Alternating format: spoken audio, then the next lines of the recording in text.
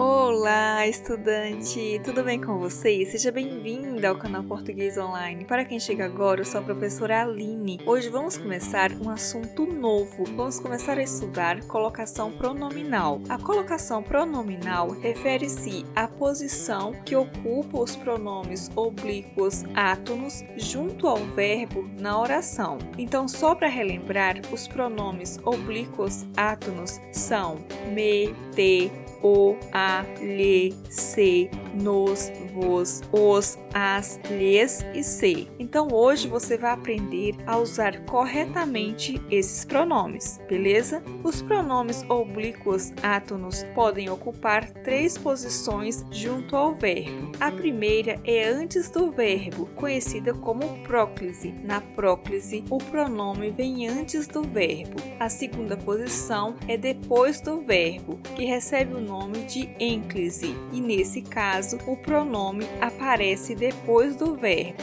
E a terceira posição é no meio do verbo, que recebe o nome de mesóclise, na qual o pronome aparece no meio do verbo, ok? Em cada uma dessas posições há regras bem definidas que precisamos seguir para fazer uma boa colocação dos pronomes oblíquos átonos. Hoje vamos conhecer um pouco mais sobre a próclise. Nas próximas aulas estudaremos as demais. Beleza? Então a próclise, como eu já disse, refere-se ao uso do pronome oblíquo átono antes do verbo. Vamos ver algumas regras. A próclise funciona por atração. Dessa forma, ela é atraída por determinadas palavras ou expressões que aparecem antes do verbo. A próclise é atraída por palavras ou expressões negativas. Veja no exemplo: não me peça para fazer isso. Perceba que o pronome oblíquo me foi colocado antes do verbo pedir, porque antes do verbo tem uma palavra negativa,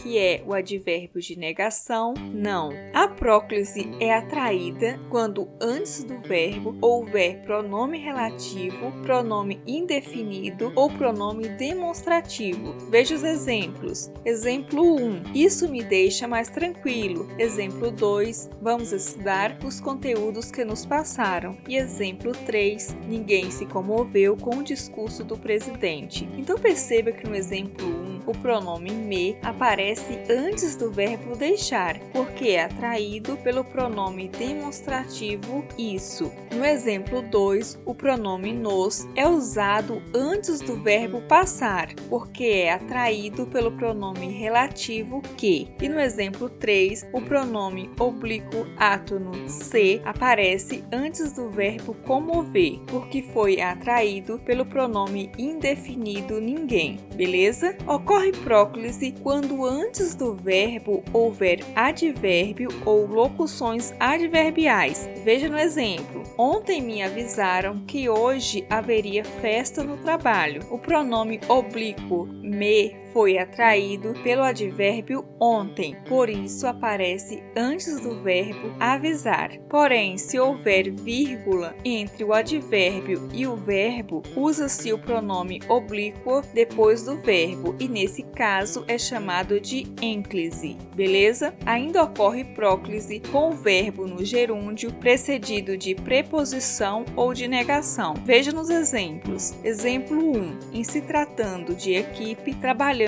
com a melhor. E exemplo 2, não se satisfazendo com o trabalho, mudou-se de profissão. Então perceba que no exemplo 1, o pronome oblíquo se foi usado antes do verbo tratar no gerúndio precedido da preposição em. E no exemplo 2, o pronome se aparece antes do gerúndio satisfazendo, precedido do advérbio de negação não, ok? Então essas são algumas das regras para o uso da próclise. Espero que você tenha compreendido e que tenha sucesso em seus estudos. Nas próximas aulas estudaremos a ênclise e a mesóclise. Combinado? Se você ainda não é inscrito no canal, já se inscreve e ative o sininho para você não perder nenhum vídeo. Deixe seu like se você gostou da aula, deixe seu comentário, dúvidas e não se esqueça de compartilhar esta aula com seus colegas para ajudá-los também. E até mais, tchau!